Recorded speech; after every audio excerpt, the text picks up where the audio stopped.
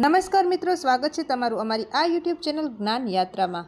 મિત્રો, આંગણવાડી કાર્યકરોના માનદ વેતનના વધારાને લઈને એક મહત્વની અપડેટ સામે આવી છે।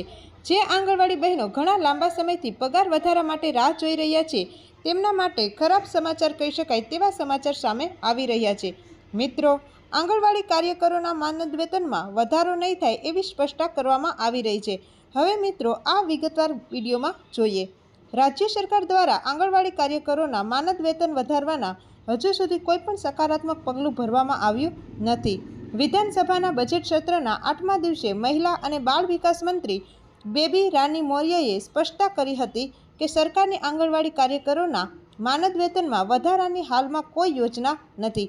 આ નિવેદન ધારાસભ્ય ત્રિભુવન દત્ત દ્વારા વિધાનસભામાં આંગણવાડી કાર્યકરોના માનદ વેતનમાં વધારો કરવાની માંગના જવાબમાં આવ્યું છે।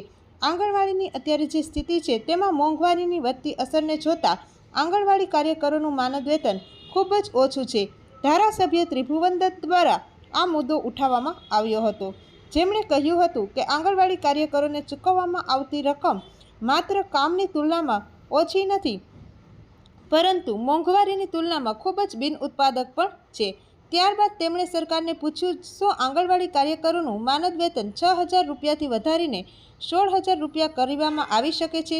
શું સરકાર તેમને આજીવન કામ માટે પેન્શન કે ત્યારબાદ અન્ય લાભો આપવાનું વિચારી રહી છે?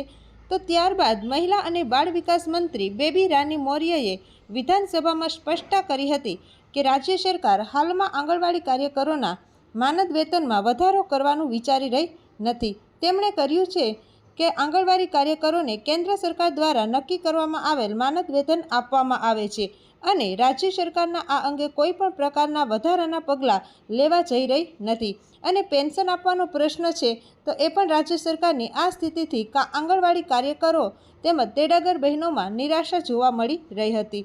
હાલમાં સરકાર એવું કહે છે કે માનદ વેતનની રકમ કેન્દ્ર સરકાર દ્વારા નક્કી કરવામાં આવે છે અને રાજ્ય સરકારને તેમાં વધારો કરવાનો કોઈ પ્રકારનો અધિકાર નથી, અને જો વધારો કરવામાં પણ આવે તો તેનો હક ફક્ત અને ફક્ત કેન્દ્ર સરકારનો છે। જો કેન્દ્ર સરકાર તેમાં વધારો કરશે તો જ રાજ્ય સરકાર પણ તેમાં વધારો કરી શકે છે।